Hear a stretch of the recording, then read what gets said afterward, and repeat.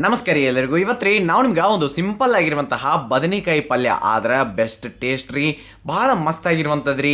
Easy ಮೆಥಡ್ನಾಗ ನಿಮಗೆ ನಾವು ತೋರಿಸ್ಕೊಡ್ತೀವಿ. ಅದಕ್ಕಿಂತ ಮೊದಲು ನೀವೇನ್ರಿ ನಮ್ಮ ಚಾನಲನ್ನು ಸಬ್ಸ್ಕ್ರೈಬ್ ಮಾಡಿರಲಿಲ್ಲ ಅಂತಂದ್ರೆ ಅಥವಾ ಹೊಸದಾಗಿ ನೋಡಕತ್ತಿದ್ರೆ ನಮ್ಮ ಹಳೆ ವಿಡಿಯೋಗಳನ್ನು ನೋಡಿ ನಿಮ್ಗೆ ಇಷ್ಟ ಆದ್ರೆ ದಯವಿಟ್ಟು ಸಬ್ಸ್ಕ್ರೈಬ್ ಮಾಡಿರಿ, ಹಾಗೆ ಫೇಸ್ಬುಕ್ದಾಗ ಫಾಲೋ ಮಾಡಿರಿ ಅಂತ ಹೇಳ್ತಾ ಸಿಂಪಲ್ ಆಗಿರುವಂತಹ ಹಸಿರು ಬದನೆಕಾಯಿ ಪಲ್ಯ ನೋಡ್ರಿ.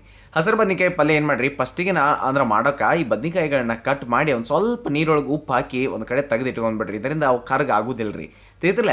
ಹಿಂಗೆ ನೀವು ಮಾಡಿ ಇಟ್ಕೊಳ್ಬೇಕಾಕೈತೆ ರೀ. ಆಮೇಲೆ ತಾವು ನೀರು ತೆಗೆದ ಈಗ ನೆಕ್ಸ್ಟ್ ಏನು ಮಾಡಿರಿ ಅಂತಂದ್ರೆ ಒಂದು 4 ಹಸಿಮೆಣಸು, ಸ್ವಲ್ಪ ಶುಂಠಿ, ಒಂದು 2 ಬೆಳ್ಳುಳ್ಳಿ ಹೆಸರನ್ನ ನಾವು ತೊಗೊಂಡು ಅದನ್ನು ಕುಟ್ಟಿ ಇಟ್ಕೋಬೇಕ್ರಿ. ಈ ಕಡೆ ಒಂದು ಪಾತ್ರದಾಗ ಎಣ್ಣೆ ಕಾಯಕ್ಕೆ ಇಡ್ರಿ, ತಿಳಿತಿಲ್ಲ. ಇದೇಗೇನು ತೊಗೊಂಡಿದ್ರು ಅವನ್ನೆಲ್ಲ ಕುಟ್ಟಿ ಇಟ್ಕೊಂಡಿದ್ದೇವೆ. ಮುಂದಕ್ಕೆ ಈ ಕಾದಿರುವಂತಹ ಎಣ್ಣೆ ಒಳಗೆ ನಾವೇನು ಮಾಡೋಣ, ಸ್ವಲ್ಪ ಸಾಸಿವೆಯನ್ನು ಹಾಕೋಣ್ರಿ. ಅದಾದ ನಂತರ ಸ್ವಲ್ಪ ಜೀರಿಗೆಯನ್ನು ಹಾಕೋಣ್ರಿ, ಅಂದ್ರೆ ಅರ್ಧ ಟೀ ಸ್ಪೂನ್ ಅಷ್ಟು ರೀ. ಅದಾದ ನಂತರ ಈ ಮೆಣಸಿಕಾಯಿ, ಶುಂಠಿ, ಬೆಳ್ಳುಳ್ಳಿ ದಮ್ಮಂಗೆ ಜಜ್ಜಿದೇವ್ರಲ್ಲ ಅದನ್ನ ಹಾಕಿ ಅದಾದ ನಂತರ ಉಳ್ಳಾಗಡ್ಡಿಯನ್ನು ಹಾಕೋಣ್ರಿ. ಉಳ್ಳಾಗಡ್ಡಿ ಹಾಕೋದ್ರಿಂದ ಭಾಳ ಮಸ್ತ್ ಆಗಿರುವಂತಹ ಈ ಬದನೆಕಾಯಿ ಪಲ್ಯ ತಯಾರಾಗ್ತೈತೆ ರೀ. ಹಸಿರು ಬದನೆಕಾಯಿ ಪಲ್ಯ ಭಾಳ ಮಸ್ತ್ ಆಕೈತೆ ರೀ, ತಿಳಿತಿಲ್ಲ. ಅದಕ್ಕೆ ಒಂದಿಟ್ಟು ಅದನ್ನು ನೀವು ಚಲೋತ್ನಂಗೆ ಆ ಕಡೆಯಿಂದ ಈ ಕಡೆಯಿಂದ ಆ ಕಡೆ ಟ್ರೈ ಮಾಡಿರಿ, ಅಂದ್ರೆ ಫ್ರೈ ಮಾಡಿರಿ. ಆಮೇಲೆ ನೆಕ್ಸ್ಟ್ ಏನು ಮಾಡಿರಿ, ಇದಕ್ಕೆ ಸ್ವಲ್ಪ ನೀವು ಟೊಮ್ಯಾಟೋನ ಹಾಕಿರಿ. ನಾವಿಲ್ಲಿ ಹುಣಸೆಹಣ್ಣನ್ನು ಸೇರ್ಸತ್ತಿಲ್ಲ ಅಂದ್ರೆ ಟೊಮ್ಯಾಟೊ ಮೇಲೆ ಕೆಲಸ ನಡೆಸ್ತೀವಿ ರೀ. ನೀವು ಆ ಮುಂದಕ್ಕೆ ಹುಣಸೆಹಣ್ಣನ್ನು ಸೇರಿಸ್ಬೋದು ರೀ. ಮುಂದಕ್ಕೆ ರುಚಿಗೆ ತಕ್ಕಷ್ಟು ಉಪ್ಪು, ಹಾಗೆ ಸ್ವಲ್ಪ ಅರಿಶಿನ ಪುಡಿಯನ್ನು ಸೇರಿಸ್ರಿ. ಅದಾದ ನಂತರ ಸ್ವಲ್ಪ ಕೆಂಪು ಖಾರದ ಪುಡಿಯನ್ನು ನೀವಿಲ್ಲಿ ಹಾಕಬೇಕು. ಅಷ್ಟು ಆದ ನಂತರ ಮುಂದಕ್ಕೆ ಇದ್ರೊಳಗೆ ನಾವು ಒಂದು ಏನು ಮಾಡೋಣಪ್ಪ ಅಂತಂದ್ರೆ ಯಾವುದೇ ಮನೆಯೊಳಗೆ ಮಸಾಲೆ ಖಾರ ಇರಲಿಲ್ಲ ಅಂತಂದ್ರೆ ಅಷ್ಟೇ ರೀ. ಇಲ್ಲಿ ನೀವು ಯಾವುದೇ ಸಬ್ಜಿ ಮಸಾಲ ಅಥವಾ ಕಿಚನ್ ಕಿಂಗ್ ಅಂತ ಬರ್ತಾರಲ್ಲ ಅವನ್ನ ಸೇರಿಸ್ಬೋದು ರೀ.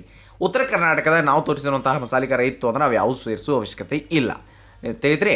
ಇನ್ನು ಅದ್ರಾಗ ಒಂದು ನೀರು ಹಾಕಿ ಒಂದು ಮಿಕ್ಸ್ ಕೊಟ್ಟಂಗೆ ನಾವೇನು ಮಾಡಿಬಿಡ್ನೋರಿ, ಅದನ್ನು ಬರೋಬ್ಬರಿಯಾಗಿ ಕೂಡಿಸಿಬಿಡ್ನು. ಈಗ ನೋಡಿರಿ ಬದನೆಕಾಯಿ ಏನು ಕಟ್ ಮಾಡಿ ನೀರಾಗಿ ಇಟ್ಟಿದ್ದೀವಲ್ಲ ಅವನ್ನೆಲ್ಲ ತೊಗೊಂಬಂದು ಇಲ್ಲಿ ಹಾಕಿ ನಾವು ಮಿಕ್ಸ್ ಮಾಡಬೇಕು. ಸಮಾಧಾನಲೆ ಅವನ್ನೆಲ್ಲ ತಿರುವಾಡ್ರಿ, ಭಾಳ ಚಲೋತ್ತಂಗೆ ಆಗ್ತದೆ ರೀ. ನೋಡಿರಿ ಹಸಿರು ಬದನೆಕಾಯಿ ಪಲ್ಯ ಅಥವಾ ಯಾವುದೋ ಒಂದು ಹೋಳು ಬದನೆಕಾಯಿ ಪಲ್ಯ ಏನಿರ್ತಾವಲ್ಲ, ಇವು ಯಾವರೇ ಸ್ವೀಟ್ ಮಾಡಿದಾಗ, ಸಜ್ಜಕ ಮಾಡಿದಾಗ, ಹುಗ್ಗಿ ಮಾಡಿದಾಗ ಅಥವಾ ಹೋಳಿಗೆ ಮಾಡಿದಾಗ ಬಾಜು ಇದ್ರೆ ಆ ಒಂದು ಸ್ವೀಟ್ ಇನ್ನಟ್ಟು ಮಸ್ತ್ ಅನ್ಸಾಕತ್ತೈತಿ. ಹೌದು, ಏನು ನನಗಟ್ಟ ಅನಿಸ್ತೈತೋ ನಿಮಗೂ ಅನಿಸ್ತೈತೋ ಅನ್ನೋದನ್ನ ಕಮೆಂಟ್ ಸೆಕ್ಷನ್ನಾಗಿ ಹೇಳ್ರಿ.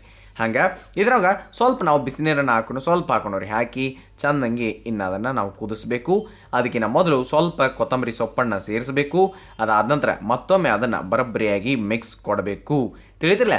ಇಷ್ಟಂತರೂ ನೀವು ಮಾಡ್ತೀರಿ. ಇಷ್ಟ ಆದ್ರೆ ಮುಗಿತು. ಇನ್ನು ಮತ್ತೆ ನೀವು ಅದನ್ನು ಚಲೋತ್ನಂಗೆ ಕುದಿಯಾಕ ಬಿಡ್ಬೇಕ್ರಿ, ತಿಳಿದಿಲ್ಲ. ಇನ್ನು ಅದಕ್ಕಿಂತ ಮೊದಲು ಏನು ಮಾಡಿರಿ, ಸ್ವಲ್ಪ ನಾವೇನು ಸೇರಿಸ್ಬೇಕು, ಬೆಲ್ಲದ ಪುಡಿಯನ್ನು ಸೇರಿಸ್ಬೇಕ್ರಿ. ಹುಣಸೆ ಹಣ್ಣಂತರೂ ನಾವು ಸೇರ್ಸಾಕತ್ತಿಲ್ಲ ರೀ, ಯಾಕಂದ್ರೆ ಪ್ರತಿ ಸಲ ಸೇರಿಸ್ಬೇಕಂತೂ ಇಲ್ಲ. ಅಕಸ್ಮಾತ್ ನೀವು ಸೇರ್ಸೋರಿದ್ರೆ ಟೊಮೆಟೊ ಹಾಕ್ಲಿಲ್ಲ ಅಂದ್ರೂ ನಡೀತೈತೆ ರೀ. ಟೊಮೆಟೊ ಹಾಕಿದ್ದೀವಿ, ಹುಣಸೆ ಹಣ್ಣು ಸೇರಿಸೋ ಅವಶ್ಯಕತೆ ಇಲ್ಲ. ಅದಕ್ಕೆ ಬೆಲ್ಲ ಹಾಕಿದ್ದೀವಿ. ಈಗ ಆಮೇಲೆ ಅದನ್ನು ಒಂದು ಲಿಡ್ ಅಥವಾ ಪ್ಲೇಟನ್ನು ಮುಚ್ಚಿ ನೀವು ಕುದಿಯಾಕೆ ಬಿಡಬೇಕು. ಚೆಂದಂಗೆ ಬದನೆಕಾಯಿ ಕುದಿತು ಅಂತಂದ್ರೆ ಭಾಳ ಚಲೋತ್ನಾಗೆ ಆಕತ್ತೆ. ಚಪಾತಿ, ರೊಟ್ಟಿ, ಅನ್ನ ಎಲ್ಲದಕ್ಕೂ ಸಿಂಪಲ್ ಆಗಿರುವಂತಹ ಬದನೆಕಾಯಿ ಪಲ್ಯ ತಯಾರಾಗಿ ಬರ್ತೈತೆ ರೀ. ಇಷ್ಟ ನೀವು ಮಾಡಬೇಕಾಗಿರೋದು, ಇಟ್ಬಿಟ್ರೆ ಮತ್ತೇನು ಕೆಲಸ ಇಲ್ಲ. ಸಮಾಧಾನಲೆ ಸಣ್ಣ ಉರಿಲೇ ಕುದಿಸಿದ್ರಿ ಅಂತಂದ್ರೆ ಈ ರೀತಿ ಕೆಂಪಾಗಿ ತಾನಾಗೆ ಬರ್ತೈತಿ. ಲಾಸ್ಟಿಗೆ ಒಂದಿಟ್ಟು ಮತ್ತೊಮ್ಮೆ ಕೊತ್ತಂಬರಿ ಸೊಪ್ಪನ್ನು ಹಾಕ್ರಿ, ಮಿಕ್ಸ್ ಮಾಡಿರಿ. ಇಷ್ಟ ಮಾಡೋದು ಮತ್ತು ಮುಚ್ಚೋದು, ಇನ್ನೊಂದು ಸ್ವಲ್ಪ ಕುದಿಸೋದು ಅಂದ್ರೆ ಮುಗಿದೋತು.